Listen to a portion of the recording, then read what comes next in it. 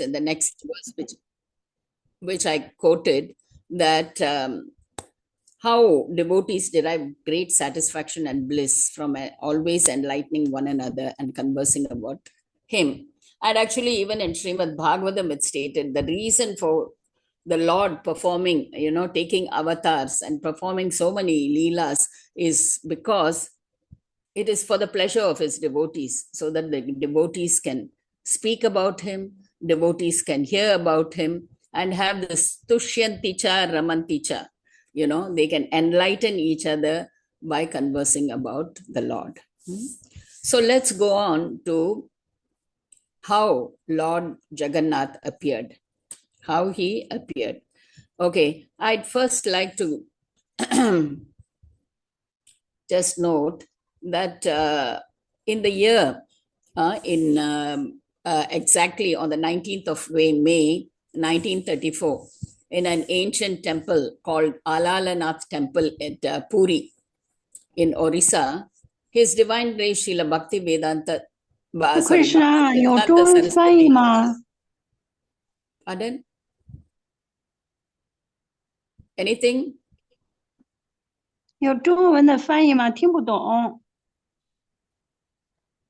Hare Krishna Mataji, need a new channel, Mandarin channel. 您说的我也听不懂。Need a 2 bar, 3 个 button. Or Leela Gopi Mataji, text Leela Gopi Mataji. 哦，Leela Gopi 在翻译哈。好的，那我就等吧。谢谢，谢谢。 Okay, is that sorted out? I don't know, my broken Mandarin, I spoke something. Okay, so on the 19th of May 1934 at Alarnath Temple, His Divine Grace Srila Bhakti Siddhanta Saraswati Thakur actually made the following statement. This statement is not only phenomenal, not only revolutionary, but also prophetic, very, very prophetic. So his exact words are, we must take Lord Jagannath in an airplane chariot to Eastbourne, London. Anybody knows where Eastbourne is? At least I didn't know when I read this, okay? And he said that there Alarnath, Gaudianath, and Gopinath will appear. We must install the deity of Sri Chaitanya Mahaprabhu in every city all over the world. Otherwise, there will be no auspiciousness for the human race. Actually, this Eastbourne is a small town on the seaside. On the seaside, it's about 54 miles away from London, and it's on the seaside, just like how Jagannath is at the seaside now. You see the vision of Bhaktisiddhanta Saraswati Maharaj. He wanted to take Jagannath in an aeroplane chariot to Eastbourne. And this actually, and of course, before that, even Bhaktivinoda Thakur sent Chaitanya Mahaprabhu through his book, Chaitanya Mahaprabhu, His Life and Percepts. Through that book, which he sent to the libraries in London and America. Specifically, he sent copies to Royal Asiatic Society in London and McGill University in Montreal, Canada.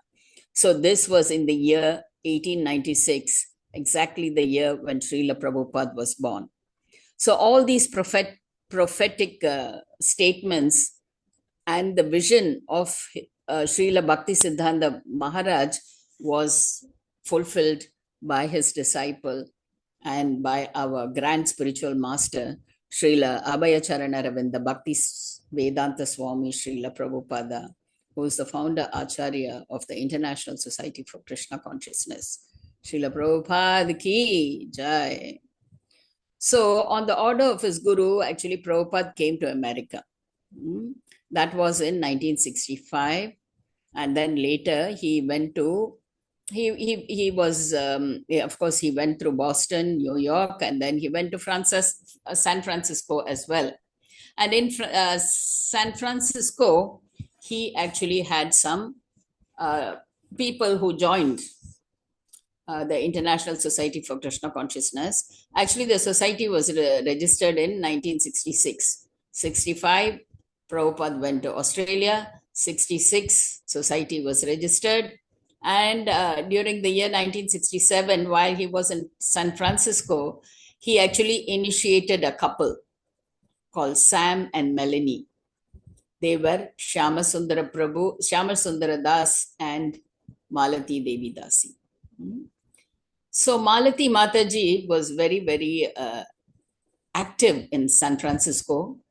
She almost did a lot of services for the temple. She actually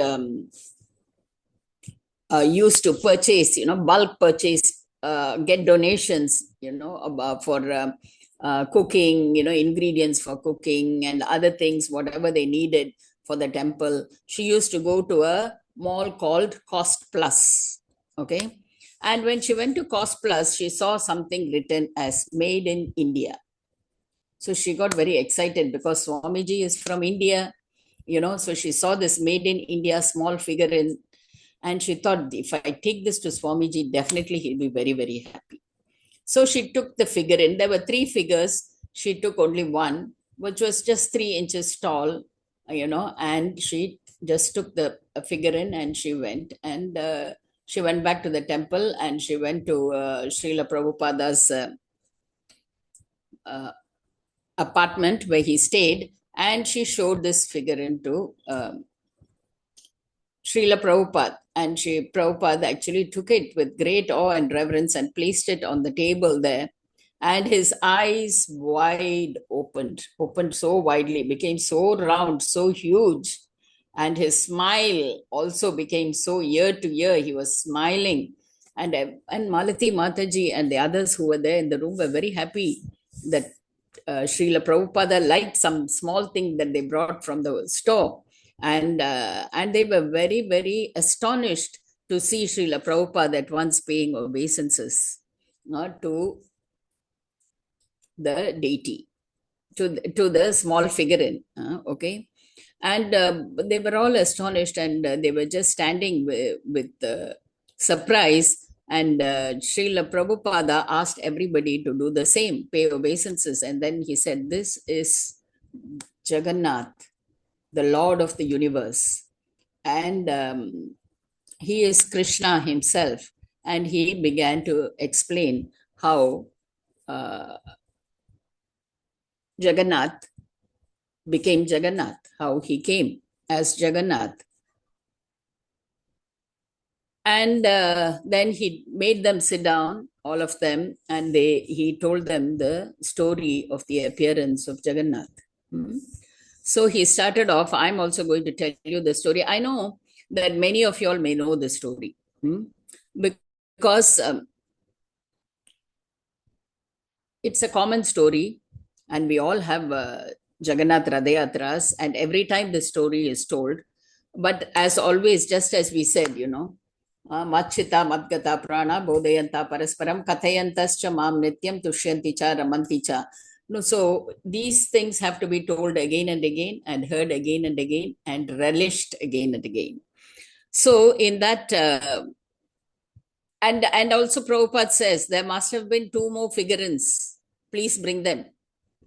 So at once Shyamasundar Prabhu and Malati Mataji run back to the Cost Plus store, and they indeed saw 2 more figurines. They bring them back, and Prabhupada places all the 3 figurines together, and he feels so much of joy and happiness. And he tells them, so this is Baladev, Krishna's brother, this is Subhadra, his sister, and this is Krishna. And then he begins to tell the story. And meanwhile, he also told Shyamasundar Prabhu was a carpenter at that time, So he asks Shyamasundar Prabhu to carve these deities out of wood, make a 3 feet height deities. So Shyamasundar Prabhu also readily agrees and starts doing, they would do anything to please Srila Prabhupada. So they were very happy that they got some opportunity to please Srila Prabhupada. And so they started doing the job. And Prabhupada also tells them the story about how Jagannath came. So he starts off with Indrajumna Maharaj, how Indrajumna Maharaj was a very, he is a very great devotee of the Lord. He's a king and he's a very great devotee of Lord Vishnu. And he is very, very eager to, sometime in his lifetime or thereafter, he wanted to meet Lord Vishnu face to face. So, and somehow by the arrangement of the Lord, a devotee walks into his palace, into his court, actually. And they just keep discussing, usually when they see some devotee coming in, they start discussing about what is exactly happening and what are the temples, deities, and such things. They always keep discussing. So, like that, Indrajumna Maharaj, while discussing, this devotee mentions about a deity called Neela Madhava. And he describes about Neela Madhava deity so much, so vividly, so beautifully, and that King Indrajumna actually becomes very inspired and he wants to see Neela Madhava deity. He wants to see the Lord. So what he does is he tells them, but actually this Brahmin says, this the devotee who came, he says, I exactly don't know where he is, but I know he resides in Niladri. Niladri or is actually Blue Mountain. Look at the name of the mountain itself, Blue Mountain. It's Niladri or Nilachala. When we sing also, we say Nilachala Vasi Jai Jagannath. So in Nilachal, so we have to go to this Blue Mountain area.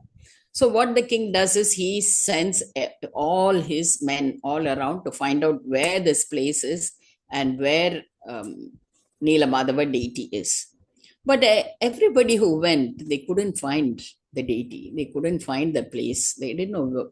They all came back saying that, sorry, Maharaja, we couldn't find, But there was one priest.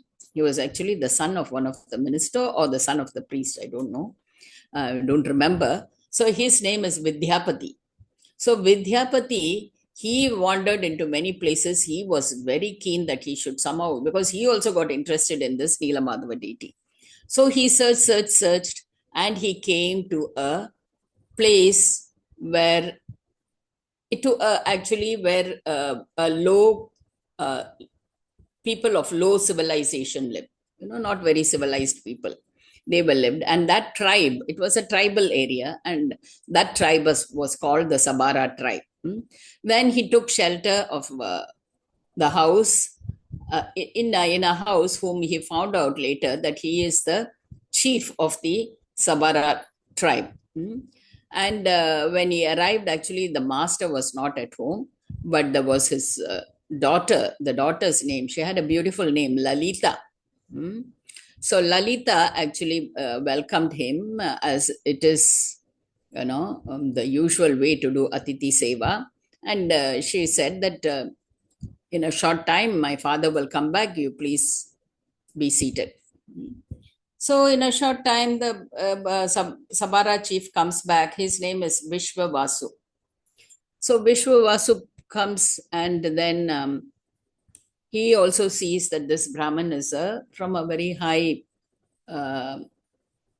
caste Brahmin is here. So he treats him very well. He says, okay, you can stay in my house for a while and you please make yourself comfortable. And he also tells his daughter to take care of this Brahmana well.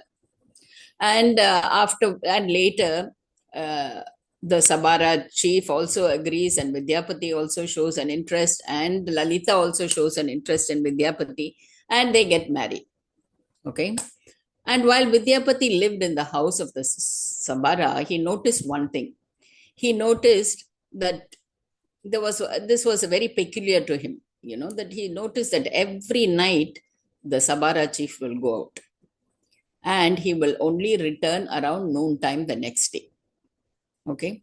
And when he returns, the fragrance that he brings with him is simply undescribable. It will have this musk, camphor, tulasi, and all of it together, sandal, everything together. And he used to really wonder, what is this? Why is this? He is smelling so nice, and he is actually coming from a low caste, and he's such good fragrance, And he will slowly inquire from his wife, wow, what is this? Where is your father going every night? And when he comes back, he is having such sukanda on him, And actually, she was a little reluctant to reveal because the father has told her not to reveal this thing to anybody, And but what happens? His husband is asking, what will she do? And he is actually, putting a little bit of pressure on her also to find out what it is. And she blurts out that the father is going out secretly to worship Sri Sri Neelamadava. And that's it. Vidyapati's joy knew no bounds. He was so happy. He said, this is what we wanted, And actually, and Lalita really, she becomes very, very, very frightened. She says, now I don't know what I've overstepped my father's orders, and I went and told the secret to my husband. And now somehow, not only she not just if Vidyapati would have left with happiness, she would have been happy. But what he did was he became very eager to see Neela Madhav deity. And he really repeatedly, almost harassed his wife. Please find out, tell your father to take me, tell your father to take me, And somehow the girl also went and, she cries to the father, please take my husband. He is very keen to see Neela Madhav, please take him. So they will take him. So that, okay, that the chief also, Viswavashu Prabhu also, he just relents to this request, and he takes him with one thing. He says, I'm going to blindfold you so that you won't know the way. But the wife was very intelligent. So what she did, she gave some mustard seeds. She bundled up some mustard seeds and she tied it to the husband's dhoti without the father's knowledge, and she sent with Vidyapati. So what Vidyapati did was, as he went, he just threw these mustard seeds all along the way, little by little, all along the route. And they went there to this place called Neeladri or Neelachala, translated as Blue Mountain. And there, as soon as he arrived there, he could see even the breeze that flowed, and which he could feel, Vidyapati could feel, had a special flavor, and it was so cool, so nice. And then Vishwavasu opens his eyes and he was just stunned at the beauty of the place. And he was taken to Neela Madhav standing there, and he was actually really taken aback by the beauty of Neela Madhav. It was such a beautiful deity, and in such a beautiful environment. Everything was astonishing for Vidyapati, and he just was awestruck with the whole thing. And meanwhile, Vishwavasu Prabhu said, you sit here, okay, you do all your mantras, chant, you look at the deity. I will go and collect all the things which are necessary for his worship and offering.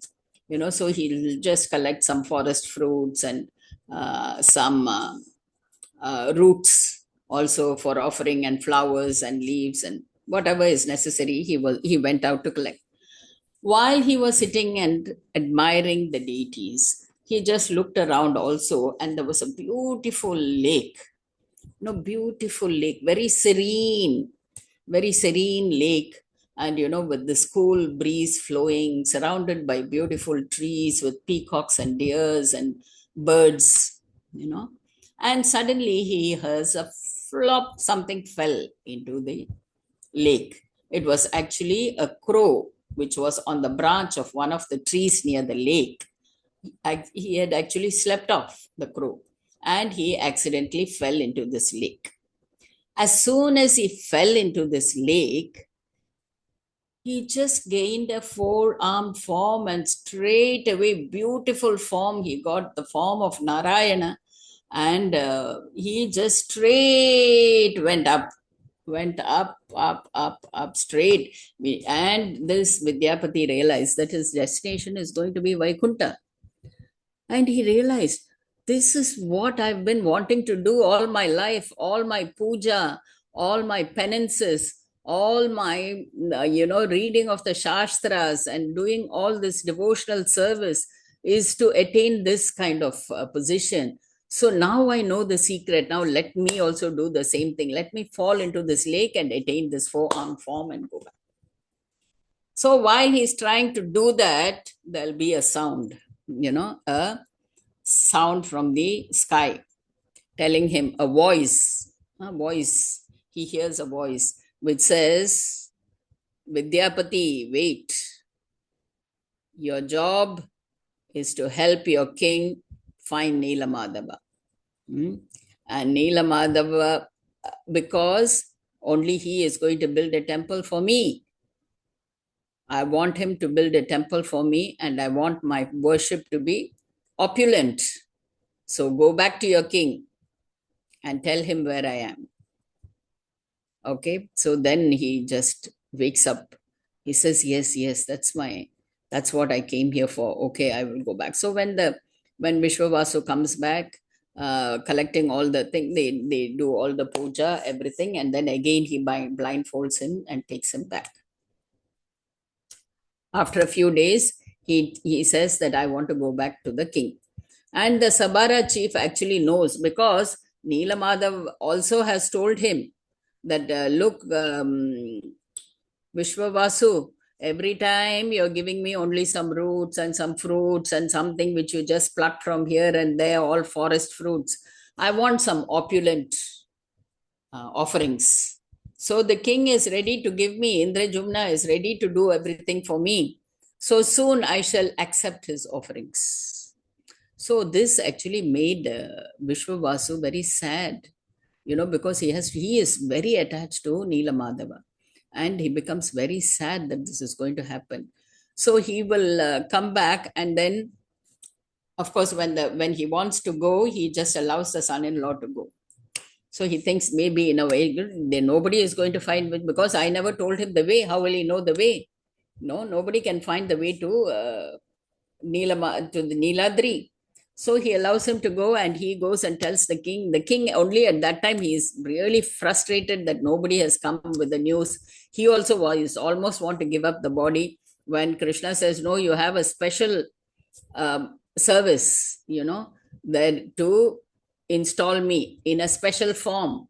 Okay, soon you will get news. And sure enough, he comes with this news, and he is so overjoyed. The king is so happy. At once he collects all his people and he goes, and then they follow this, the mustard plants have sprouted by then, and they could easily reach Neeladri.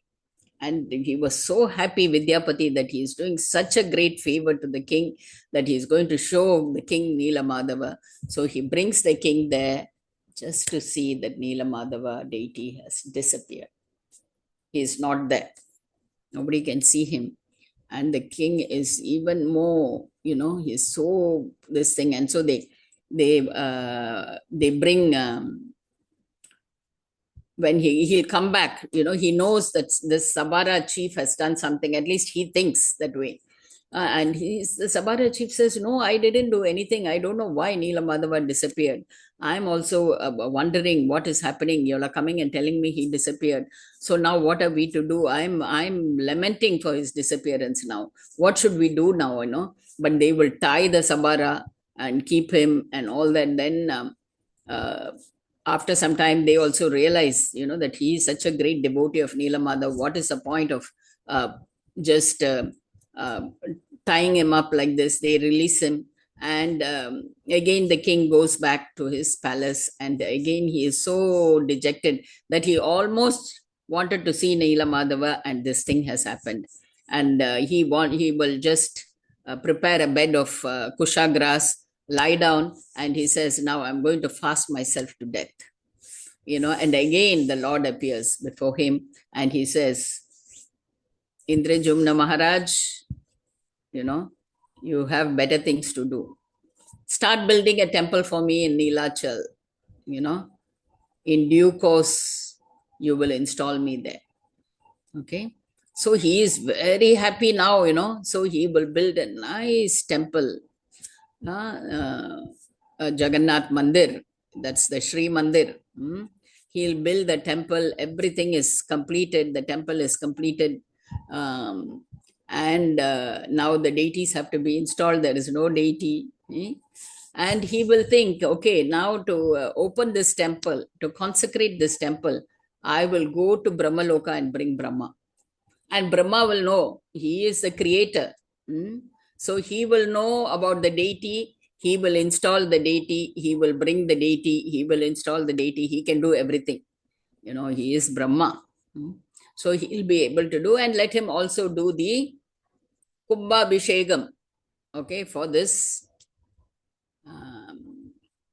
big temple. Let him do the ceremonies for this opening of this temple, grand temple, very grand temple. So he goes to Brahmaloka. There he stays there and he waits for Brahma to come. Brahma has had so many other things to do. Then he comes and then finally he sees Brahma and he tells him that you have to come down to inaugurate this temple and you install the deities in this temple. And Brahma also comes down. He just comes down and sees. You see, Brahma's time and our time, there's a great difference. So by the time they come down, many kalpas have passed. And there's no temple now. It is all because it was built very close to the seaside. The whole temple is covered with sand and it is disappeared. It's gone underneath. So nobody can see the temple. Nobody even knows there is a temple there in that area.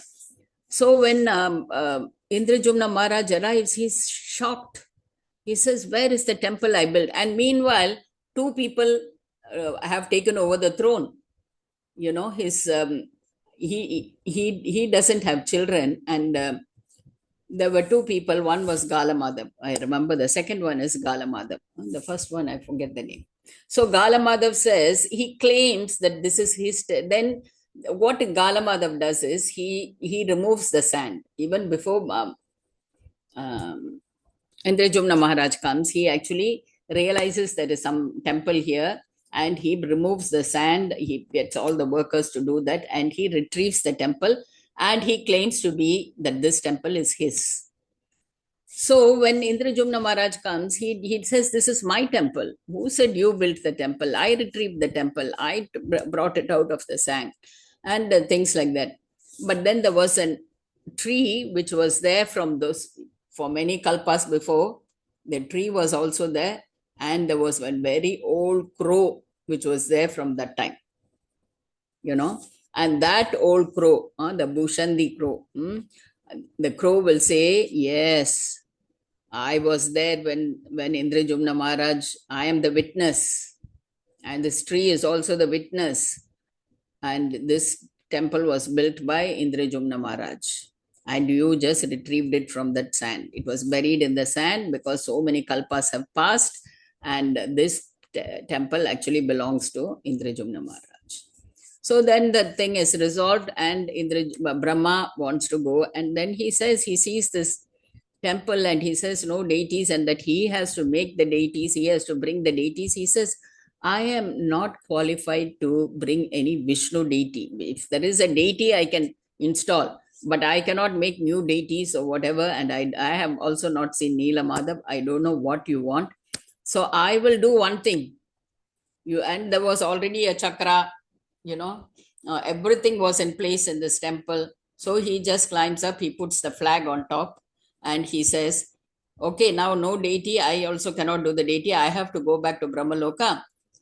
So anybody who sees this flag from whatever distance they are, and they will be able to see this flag from a great distance because the temples very high, very high. It has got a very high gopura. So they can see from the top. They can see this flag. It will be visible for a great distance. So whoever just has a vision of this flag is equivalent to taking darshan of Jagannatha Swami. Okay. So then everybody is so pleased with this, and he goes off, and again our friend is again dejected. You see, he built so big temple, he went there, he came back, and now still he cannot fulfill his desire, is not fulfilled, you know. And he was thinking, what is the use of me staying in this? I just have to really leave. No, Neela Madhava deity is testing me too much. Looks like it, I cannot take it. And just in time, again, the Lord appears. You see how many times the Lord has appeared for this form, and we will understand why later.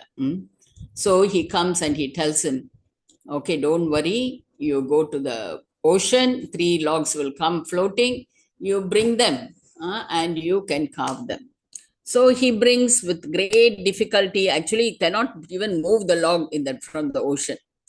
And then again, they get a message, a divine message saying that you bring Vishwavasu, only with Vishwavasu, I will move, this log will move, because Vishwavasu is my great devotee, and you should engage them in my service. So Vishwavasu comes, and he just pulls, this thing comes very easily. He could bring the logs out. And they start, and they have left it in a place where a big hall where they can start the carving. But they bring the best sculptors in their region. They bring the best sculptors, but nobody is even able to put a chisel on that wood. They can't do even a little bit chiseling. Nobody, everybody come, they try, the youngest, the strongest, the oldest, the most experienced, the best person, everybody come, they are trying and trying, nothing happens. When at that time, when a very old man comes and says, can I try? And everybody laugh at him, and they'll say, so many people came and tried, and you are so old, they cannot even put the chisel on the wood, and you are going to carve. Then he says, let me try. And when he chisels, he does it very effortlessly, and everybody is surprised. And this person is none other than the celestial sculptor Vishwakarma. So he comes and he says, okay, I will do the carving of the deities as instructed. The Lord will instruct me, and I will do. But nobody should enter this premises. Okay, I will be alone there, and I will do the carving. And you'll just leave my food for me, prasadam for me outside the door. I will eat it, and I will continue my carving, and I'll sleep in the room. I'll do it. Don't worry about me. Okay. And if anybody comes and knocks the door or opens the door without my permission, I will stop carving. And the king also readily agrees. He says, whatever, all will agree to everything you say. Okay, you just do the work for us. Just carve the deities.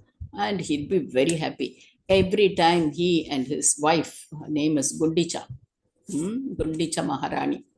So both of them will go there, and they will wait at the door and listen, chick, chick, chick, chick, chick, chick. He's chiseling the wood, and they'll be so happy. It was like music to them. It was so like melodious, the sound of this chisel. And they used to really come, wait till the sun sets, because until then he chisels. After that he'll rest, and then they leave. They always, food comes, and after some time they'll come back to check, and the food, he would have eaten the food, the plate would have been empty outside. So they were very happy. So this went on for a few weeks, and then suddenly one day there was no sound of the chisel, and they get worried. And the wife says, let's be patient. Initially, she'll say, let's be patient. Let's wait. Probably he's resting a little longer today. But then they wait and wait, no sound at all. And then the wife, she starts starts saying, I think we should open and see. And the king says, no, no, no. We have to adhere to his instructions. Let's be patient. So this goes on between husband and wife until the wife is getting really, she is getting very perturbed. And she says, please, Prabhu, she tells the husband, I think we have to open the door. He is such an old man. What will become of us if we have just left him? Like something has happened to him and we have not paid attention to it. What will the country say? What will the people say? And what kind of sin we will incur because of this? So we cannot keep quiet anymore. We have to go and see what is happening. And she will really push the husband to open the door. And when the door opens, sculptor is not there. He has disappeared. And there are unfinished forms of Jagannath, Baladev, and Subhadra. There are 3 unfinished forms and the 3 lords. So, and the king doesn't know who they are. You see, all of us have this first impression of Jagannath. We don't know who they are. We don't even know they look like deities because they don't have hands, they don't have legs, they have an odd face, they have a flat head. They look entirely different. They're very abstract, very difficult for anybody to understand they are the Lord. So the same thing happens to King Indrajumna. Or rather, what happened to King Indrajumna also happened to us. So King Indrajumna is awestruck and he doesn't know what to do. He was lamenting. You see how Krishna is testing me, in every aspect he's been testing me. What am I to do anymore? I just cannot take it, I want to just leave my life. This is enough. Enough is enough. He almost wants to bang his head on the walls. And when actually Lord Krishna says, this is my desire to appear in this form. This is myself, my brother Balarama, and my sister Subhadra. We have a special significance for the appearance of this. This is actually the best form of the deity, of all my deity appearances. This will be the most merciful form, and it will be in the highest bhava, Mahabhava forms, and I will tell you why. And you go ahead first and you install these deities. So the deities will be installed in the Jagannath Mandir in a very grand manner, and everything goes on well, the worship goes on well. And actually the form, why Jagannath wanted this form is to show the love he had for Radharani. Actually, this form of Jagannath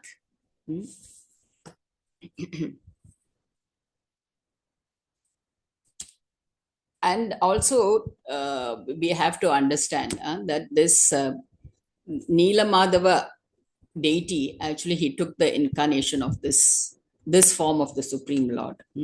And always let us at this point recollect and understand that deities are always appearing for the benefit of his devotees, especially for devotees who are less advanced. Since the Lord cannot be actually understood, and in the Bhagavad Gita, the most important verse, which has been repeated twice, both in the 9th chapter and in the 18th chapter. Manmana bhava madbhakto madhya jimam namaskuru.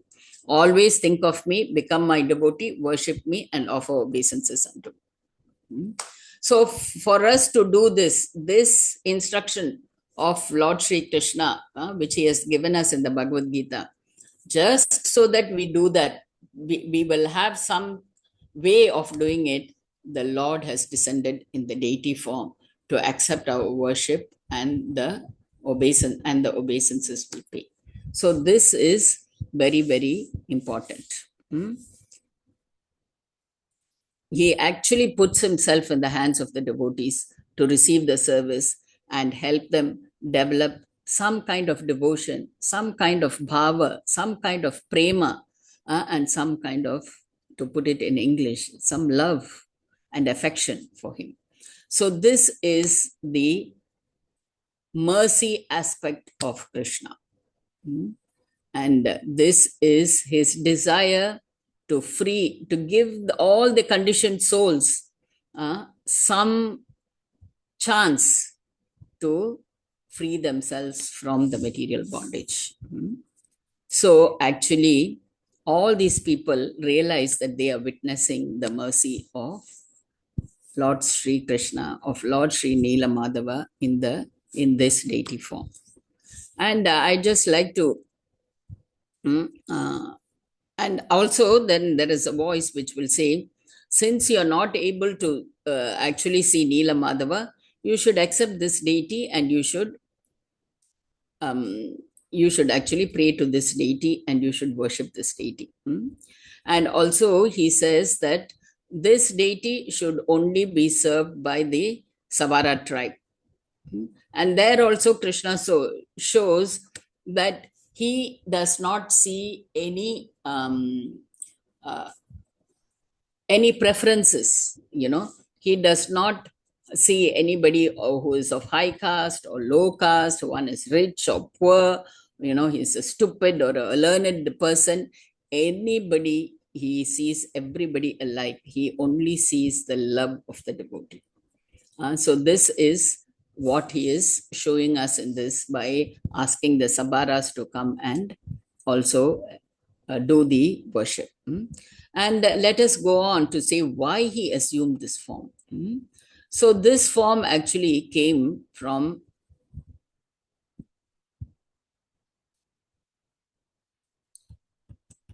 one day, Lord Krishna is in Dwaraka along with Subhadra Devi. Balaram is also there. And Rukmini Mata comes to visit them. So usually when somebody is coming, and Rukmini Mataji came from Vrindavan, and she was nicely treated by all her daughter-in-law, 16,108 wives of Lord Sri Krishna. They all welcomed her, treated her so well, and then they paid obeisances to her. And then they were all sitting together, they were also having a Vaishnavi retreat, I suppose. So all of them in one big hall in a palace. And then they asked Rukmini Mata, you know what happens? Every time, Krishna is always mumbling, Radhe, Radhe, especially when he's sleeping. Gopis, Gopas, he tells all the names of the Gopas. Madhusudan, where are you? Sudama, where are you? Sridham, where are you? And then he says, Lalita, Vishaka, Radhe, Radhe, Radhe, and everybody else's name. You know what? What happened in Vrindavan? Why is he so attached to all of them? What is what is it that is making him? He is having everything in this in Dwaraka. What is lacking for him? He's having wonderful palaces, wonderful wives who are just willing to do anything he wants, who are willing to satisfy him in any way he wants, and so many people, servants, everything, maid servants, male servants, everybody is here, good ministers, and he's having such a great time. He's been looked after by all of us so nicely. He has so many children to play with, grandchildren, everybody is here. But still he's hankering for something else. He is still not happy. So what is it that he is always thinking about? So Rukmani Devi says, yeah, I know he is thinking about Vrindavan. He is thinking about the gopis. I can tell you all the leelas and the amount of affection they have. But this should not be heard by Krishna. So somebody should close the door of the halls, and somebody should stand guard, at outside. So only then I can tell you all. Otherwise, I'm not telling. So they will all choose Subhadra Devi because she knows about all these pastimes. And they said nobody else can go. Any guard stands there also. They go and bring the guards who are there outside in this, they have so many guards in Dwaraka who will just come at their beck and call. But when Krishna comes, they will only listen to Krishna. They won't listen to him. But the sisters, you know how sisters are with brothers, and how brothers are with sisters. They can do anything, they can fight anything, but when time comes when the sister is a little strict and tells them whether it's younger or elder, they will listen. So, with this uh, psychological aspect, they put Subhadra Devi outside. So, Subhadra Devi, she didn't want to miss the storytelling. So, she puts her ear on the door and she listens. She listens to what Rukmini Devi Mataji is saying. She is listening and listening and listening, and she goes into a trance. She goes into such a trance that her eyes become big, her face becomes round, and she's having a smile, no big smile, and she's so happy, and with this ecstatic ecstasy that she is experiencing, all her limbs are drawn within herself. And she becomes something like a tortoise. She's just listening and listening, and she's going into ecstasy, more and more ecstasy, and more ecstasy. And she gets this form, of almost no limbs, no legs, and big eyes, dilated irises, and a big smile. And Krishna and Balaram happen to pass that way. And they look at Subhadra in this form. They quickly realized she is listening something which is very ecstatic. So they put their ears and they also start listening. And Subhadra Mata is in no condition to realize somebody is there because she is in ecstasy. She is in Mahabhava state. In Mahabhava state, you won't know what is happening. So she is like that. She is just absorbed in the love of Krishna's pastime. And these two people put their ear and they are listening and listening and listening. Their eyes slowly become big and big and big. Their smile becomes broader and broader and broader, and their limbs are drawn slowly into themselves and also their legs, and they also become like a tortoise, both of them. So three of them are there at the doors of this Dwaraka hall in the most elevated state of consciousness.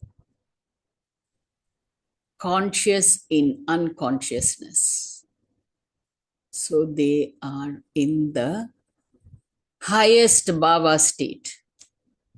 And this is the form that Lord wanted to bestow upon every living entity.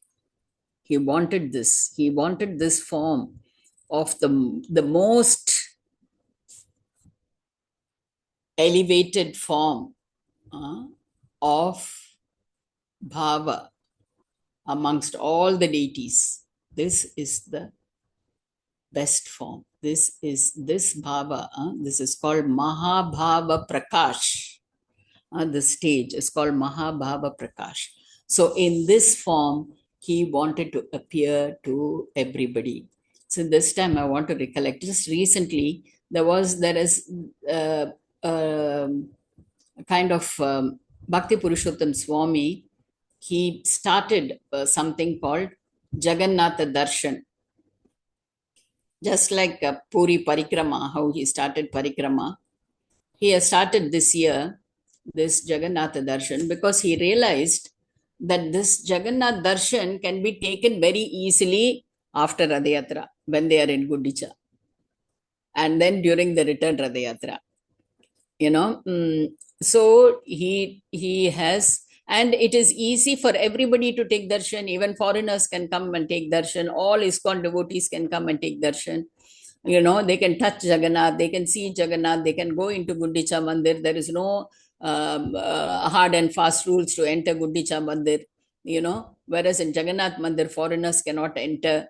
So all this Maharaj took into consideration, and this year he instituted what is called Jagannath Darshan. That is a few days before the um, return Ratha Yatra, up till the return Ratha Yatra.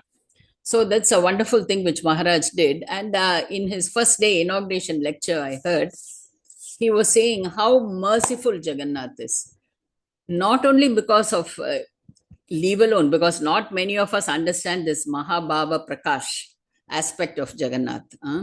So he is very, very merciful. So Maharaj asked, why he is very, very merciful?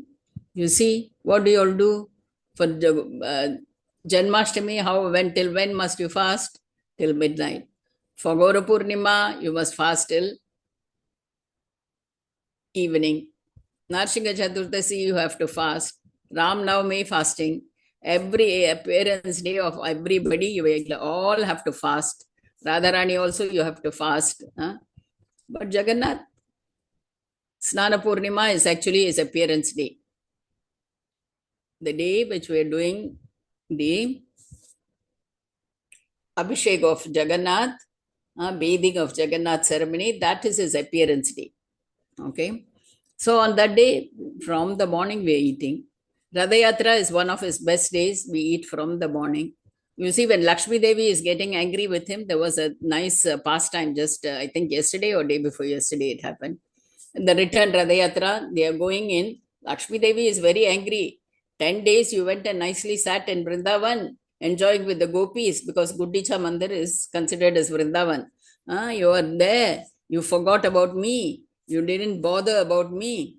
And when I came there also, actually in between she'll go once and fight, with her servants, break the cart and all that, and come back. All these are nice pastimes in Jagannath Mandir. And then I'm coming back. Now you want to come in. Somehow, of course, she's very respectful to Balaram because she's husband's elder brother. Those days, people respected the elder brother of the husband. So she allowed him to go. She never said anything. So Balaram will go in the return chariot time. And Subhadra Devi somehow will cajole her, speak to her nicely, and she will also go in. But Jagannath, she is angry with Jagannath. She won't allow Jagannath to go in, and then what Jagannath does, he will give her a beautiful sari, he will give her beautiful bangles, and he'll give her some nice sweets, which is Rasagulla. So on that day, whole of Jagannath Puri will be full of Rasagullas. Everywhere there'll be Rasagullas. Everybody will be eating Rasagullas. You go to the temple, Jagannath Puri temple, also during this festival, full Rasagulla distribution. It will be like a Rasagulla feast. Everywhere Rasagullas. Just because Krishna is appeasing his wife with Rasagullas, so even devotees can be appeased with the Rasagullas. So Rasagullas will be actually distributed all over Puri. So this kind of pastimes is always associated with Prashadam. His Puri itself means Prashadam, and Prashadam means Jagannath, and Jagannath means Prashadam. Actually, they are non-different. Next, when we talk about Prashadam, we'll talk more on this. So this is actually the mercy of okay, I think I've exceeded the time. So this is the mercy of Jagannath, and this is how he appeared, and this is his confidential state is the Mahabhava Prakash, which is the highest form of bhava, which is existing. So it is even higher than Radha Krishna bhava, because when Radha and Krishna are together, it is in union. Whereas when Jagannath, Baladev and Subhadra are there, Jagannath in the form of Shyamasundar is in separation with Radharani, which is a Vipralamba mood. So he is always thinking about Radharani. So that is a higher bhav. So this is the philosophy behind Jagannath and the forms of Jagannath. And so now we can see Jagannath with loving grace. And we know that his mercy is all over. And actually, it is stated that even in the Shvetashvatara Upanishad, it is stated that without legs and hands, he moves and accepts. Without eyes, he sees, and without ears, he hears. So this is all, it's actually Jagannath. And we call him the Supreme Personality of Godhead. So this is Jagannath. And Jagannath is always there to accept our love and affection. And he does that in one of the ways, see, he wants everybody to actually to come and I had a nice quotation. Just looking for it. Actually, in the Narada Purana, it is stated that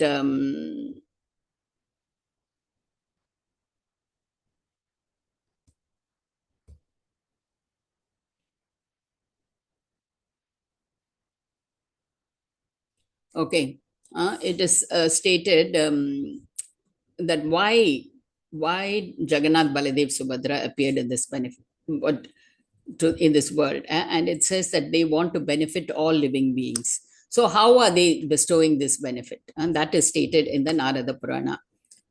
Pratimam tatra tam drishtva swayam devena nirmitam anyasena bayanti bhavanam me tato nara. So the Supreme Lord Narayana is telling Lakshmi Devi, in this great abode called Purushottama Kshetra, which is rarely achieved among all the three worlds. Who is residing there? The Supreme Personality of Godhead himself, as Kesava, is residing there. And if men simply see this deity, they just have to see the deity, then they will easily come to my abode. See, even in the Bhagavad Gita, Krishna assures, if one understands the transcendental nature of my appearance and activities, then only you can come. You should understand, you should hear, and then you should understand. Then only you can come to his abode. But here, he is reassuring, Narayana is telling Lakshmi Devi that anybody just sees enough. And to see him, he even makes one concession for us. He comes out of his territory. He comes out of his temple and he comes on the Radham. He goes all over so that everybody can see him and get this mercy. And this mercy, we are ever thankful to Abhayacharana Ravinda Bhakti Vedanta Swami Srila Prabhupada for having made this Radha-yatra. So, see, after Shyamasundar Prabhu carved the deities, in 1967, the first Radha-yatra outside India took place in San Francisco. And it was a huge success.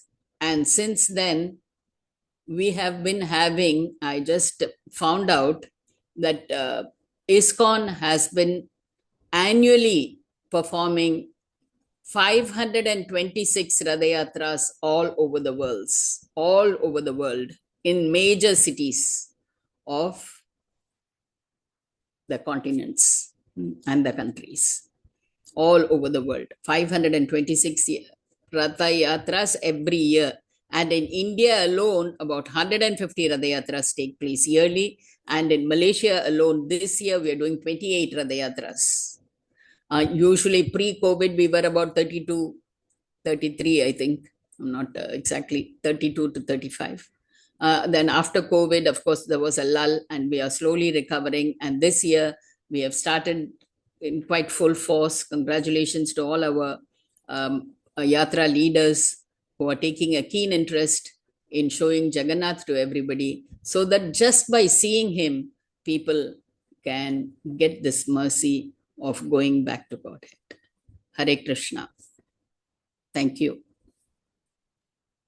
Krishna Mataji, thank you so much for the wonderful class. So Mataji will be actually giving the next class on Lord Jagannath. It's 3 parts, these classes. So second part will be about Jagannath's Mahaprasadam. It will be the same time next week on Thursday. We'll be having 8 to 9. Today we started a little bit later because of the translation. We're trying to... Actually, any questions, they can put in the, because it's really late. I don't want to hold up anybody. So if you'll have any questions, probably it can be put in our group, in the V.A.N.I.T.A group, or wherever is accessible. And then if it's passed on to me, then I'll just answer them either personally or in the group. Yeah. Is that okay? Yeah. Okay, thank you. Hare Krishna. Thank you, Thank you so much, Mataji. Gopi Krishna Mataji as well. And Yeah, Tulsi I Mataji for I translating. too Thank like you, to thank Mataji. Hare Krishna. Thank you, Mataji. Hare Krishna. Hare One Krishna. minute. I'd like to thank the translators.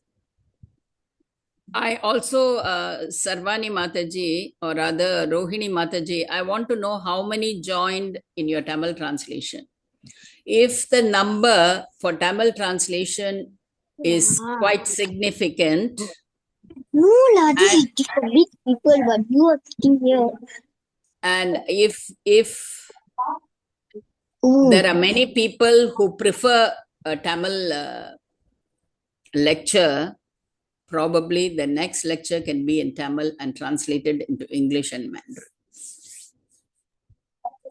That will be difficult because our Mandarin translator won't be Other able to auntie, understand. no. Oh, yes. Yeah. I forgot that. That's a point. Okay, we'll keep it in English. Okay, Mataji. Thank you so much, Mataji, and thank you, Gopi Krishna Mataji, and thank you, Tulsi Mataji. So we hope next time. So probably both we of can them were the translators? Yeah, correct. Yeah, thank you, Mataji. Thank you. That was a great job. And it's not an easy job, I know, because I do it. So thank you. Hare Krishna. Hare Krishna, Mataji. Thank you, Hare Mataji. Krishna, Mataji. Hare Thank Krishna. you. Thank you. Hare Krishna Mataji. Hare Krishna, Hare Prabhu. Krishna. Hare Krishna. Hare Krishna, Mataji. Thank you.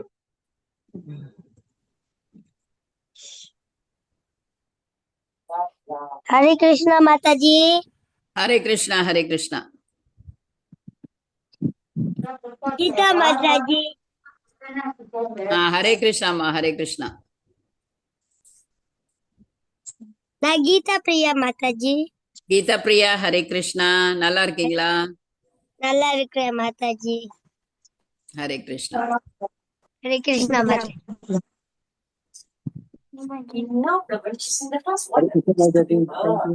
Hare Krishna. Hare Krishna. Thank you. Thank you. Hare Krishna. Hare Krishna, Mataji. So we'll end the meeting now. Yes, yes.